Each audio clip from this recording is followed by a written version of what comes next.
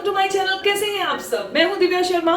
दोस्तों, आज मैं आपको बताने जा रही हूँ कि अगर आपके भी कूलों में दर्द रहता है, कूलों का जो दर्द है यानी कि हिप जॉइंट पेन है या साइटी का दर्द है, उसे कैसे पूरी तरह से दूर करना है, तो इस पूरी वीडियो को एंड तक जरूर देखना है ताकि आप जान पाएं कि ये कूलों का दर्द जो पूरी टांग में जा रहा है, पैर तक पहुंच रहा है, एक नस खींच रही है, उसको कैसे ठीक किया जाए। या फिर आपके भी अगर L4, L5 या S1 में कोई प्रॉब्लम आ चुकी है, वर्टिब्रास अपनी जगह से हिल चुके हैं, जिसने साइटिका नर्व को दबा दिया है, वहां की नस को दबा दिया और आपको समझ नहीं आ रहा कि मैं इसका इलाज फिजियोथेरेपी से लूं या ऑपरेशन करवाऊं या एलोपैथिक हेमोपैथिक क्या इलाज करूं, तो सबसे पहले इस वीडियो को जान लीजिए ताकि आपको इसकी सारी चीजें बैलेंस में आ जाए, इलाज इसका मिल जाए। आप जब सीधा लेटते हैं, करवट लेते हैं, तब आपको दर्द होता है। थोड़ा टाइम चलते हैं तो आपकी पूरी टांग में दर्द होना और एक खिंचाव सा होने लगता है और आपको बैठना पड़ता है, लेकिन बैठने से वो हल्का सा आराम मिलता है। फिर चलते हैं, फिर वही दर्द होने लगता है और आप ये कहते हैं कि हम तो इसके लिए दर्द वाला कोई तेल लगाते हैं या पेन किलर भी रोज लेते हैं, फिर ये दर्द दोबारा क्यों हो जाता है? तो इसका कारण क्या है? आप सही एक्सरसाइज नहीं करते, आप कुछ ऐसी गलतियां रोजाना कर रहे हैं जिनके कारण ये दर्द बढ़ता ही जा रहा है। कूल्हे में दर्द होने के कई कारण हो सकते हैं। सबसे पहला कारण है ट्रांसकांटेरिक बर्साइटिक। इसके अंदर आपको एक चीज बताती हूँ, हमारी बॉडी के हर एक जॉइंट के अंदर, ये हर एक जॉइंट है, चाहे कूल्हे का है, बॉडी का कहीं भी जॉइंट है, वहां पर अंदर एक कुशन बना होता है, एक लिक्विड होता है, जिसे हम सब उसे साइनोवियल फ्लूइड, कुछ लोग उसे ग्रीस कहते हैं, कुछ लोग उसे लिक्विड कहते हैं, कुछ लोग उसे कुशन कह देते हैं। वो कुशन क्या काम करता है? वो दोनों हड्डियों को आपस में रगड़ खाने नहीं देता, ताकि दोनों हड्डियों के ऊपर की जो लेयर है वो सुरक्षित रहती है और कहीं भी दर्द महसूस नहीं होता। लेकिन अगर आपका ये एरिया ही घिस चुका है, ये कुशन, ये साइनोवियल फ्लूइड ही खत्म हो चुका है, तो वो आपस में टकराने लगते हैं और दर्द होने लगता है। इस टकराने की क्रिया में अंदर जो साइटिका नर्व होती है वो भी दब जाती है। दूसरा कारण है पेरिफॉर्मिस सिंड्रोम। ये क्या होता है? ये हमारे हिप में वी के आकार का एक मसल होता है। इस मसल के अंदर से साइटिका नर्व गुजरती है, जाती है। जब ये पेरिफॉर्मिस सिंड्रोम, इसके अंदर अगर कोई भी प्रॉब्लम आ जाए, यानी कि इसका आकार थोड़ा बड़ा हो जाए या बहुत पिचक जाए, किसी चीज को आप धक्का लगा दें या कहीं आप गिर जाएं, आपको चोट लग जाए उस एरिया पर, तो इससे साइटिका नर्व भी दब जाती है और पूरे कूल्हे से लेकर पूरी टांग में दर्द होने लगता है। तो अब मैं आपको बताने जा रही हूँ किसके लिए आपने एक्सरसाइज कौन सी करनी है, तो इस एक्सरसाइज को आप नोट कर सकते हैं। आप रूटीन में जब करेंगे तो आपको याद रहने लग जाएगा और यकीन मानिए अगर आपने इसे 5 से 7 दिन कर लिया तो आपका ये दर्द पूरी तरह से दूर हो जाएगा। तो चलिए जानते हैं इसे करना कैसे है।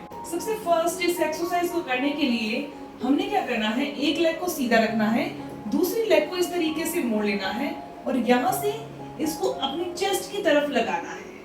ठीक है, इस तरीके से लगाना है। अगर आपके घुटने में दर्द रहता है, आपको ऐसे लगता है कि हम इसे फोल्ड नहीं कर सकते, तो आप इस तरीके से भी कर सकते हैं या इस तरीके से भी किया जा सकता है। अदरवाइज फोल्ड कर सकें तो इस तरीके से फोल्ड करके ही लगाइएगा, अदरवाइज इस तरीके से भी लगाया जा सकता है। फोल्ड नहीं हो रहा तो गैप कर दीजिए, फोल्ड हो रहा है तो कर लीजिए। इस तरीके से करेंगे तो यहाँ की जो मसल्स है उनमें काफी रिलैक्स महसूस होगा। इस तरीके से करना है, ओके। और सेकंड में भी सेम किया जाएगा। इस तरीके से पकड़िए, होल्ड कीजिए और अपनी चेस्ट की तरफ लगाने की कोशिश कीजिए, यानी कि ऊपर की तरफ करना है इसमें, ओके। सेकंड एक्सरसाइज में हमने क्या करना है, अपनी एक लेग को उठाना है, ठीक है। एक जो लेग है वो सीधी रहेगी, दूसरी लेग से ये करना है, ओके। इसमें इस तरीके से कर देना है, यानी कि एक लेग दूसरी फुट के जो दूसरी लेग है उसके ऊपर चली जाएगी और यहाँ से हमने दबाना है। आप देख पा रहे होंगे कि मैंने एक लेग को, यानी कि राइट लेग को लेफ्ट लेग के ऊपर कर दिया और यहाँ की मसल स्ट्रेच होगी। ध्यान रखिएगा, बहुत जोर से दबाना नहीं है, हल्का सा करना है, ओके। हल्की सी स्ट्रेचिंग देनी है। इस तरीके से सेकंड एक्सरसाइज को करना है और आपने 5 तक काउंट करना है, 1 2 3 4 5, ओके। और नेक्स्ट एक्सरसाइज में आपने इसी का दूसरा पार्ट करना है, यानी कि वो वाली लेग जो आपने पहले उठाई थी उसको नीचे कर देना है, दूसरी लेग उसके ऊपर जाएगी और आपने इस तरीके से करना है, 1 2 3 4 5 6 7 8 9 10। इस तरीके से कीजिए। ये सेकंड एक्सरसाइज है। थर्ड एक्सरसाइज माइंड ब्लोइंग है। अगर आपकी अभी दर्द हो रहा है तो आप इसे अभी कीजिए और बहुत आसान है इसे करना। आपने क्या करना है, नॉर्मली एक लेग फोल्ड, हम मोस्टली ऐसे बैठते भी हैं, ऐसे लेटते भी हैं, तो इसी तरीके से करना है, ओके। इसी तरीके से करना है शुरू में। धीरे धीरे जब आपको आदत पड़ जाए, आपका जो साइटिका पेन है, कूल्हे में होने वाला जो दर्द है वो कम हो जाए, तो आपने इस लेग का जो होल्ड दिलाया था, एक सहारा दिलाया था, वो खत्म कर दीजिए और जस्ट लेग को ऐसे रखिए। ओके, जस्ट लेग को वैसे ही पड़ा रहने दीजिए। आप हाथ से सहारा दे सकते हैं जैसे मैंने दिया है। ओके, धीरे धीरे वो हैंड को भी रिमूव कर दीजिए, छोड़ दीजिए। और अगर आप बिगनर हैं तो पूरा सहारा देकर ही इस एक्सरसाइज को कीजिएगा। नेक्स्ट एक्सरसाइज यानी कि फोर्थ एक्सरसाइज के अंदर हमने क्या करना है, अपनी लेग को ऊपर उठाना है। ओके, ऊपर उठाकर नी से पकड़ लेना है। पहले हमने यहाँ से पकड़ा था, अब आपने नी से पकड़कर रिलैक्स रहना है, बिल्कुल रिलैक्स।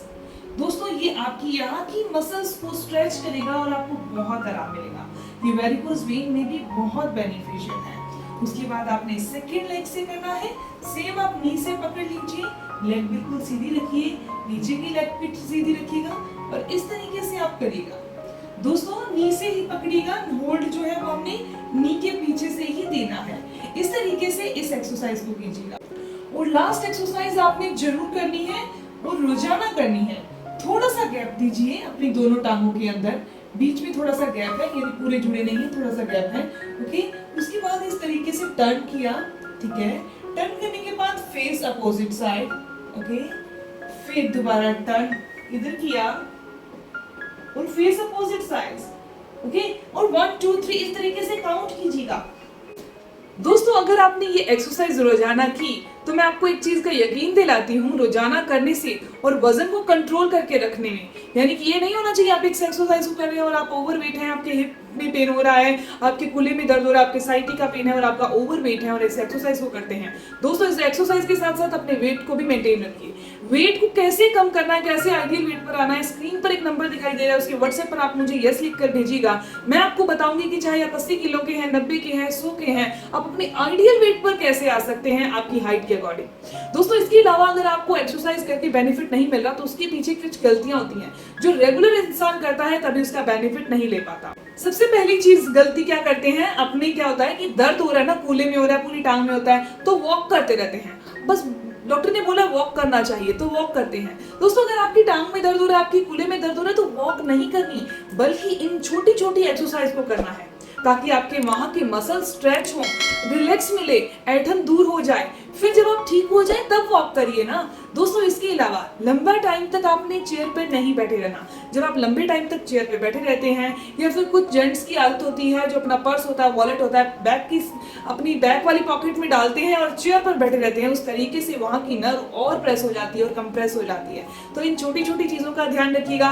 कुछ दिन के लिए जमीन पर सोइए, नॉर्मल गुदेला बिछाकर उस पर सोइए। दोस्तों आप यकीन मानिए ये छोटी छोटी चीजें, ठंडी चीजों को अवॉइड करना, खट्टी चीजों को अवॉइड करना, नॉर्मल फाइबर वाला फूड खाना, अपने वेट को मेंटेन रखना, अपने पेट को अच्छे से साफ रखना, तो यकीन मानिए किसी भी तरह की कोई सर्जरी, ऑपरेशन इसके लिए नहीं करवाना पड़ेगा।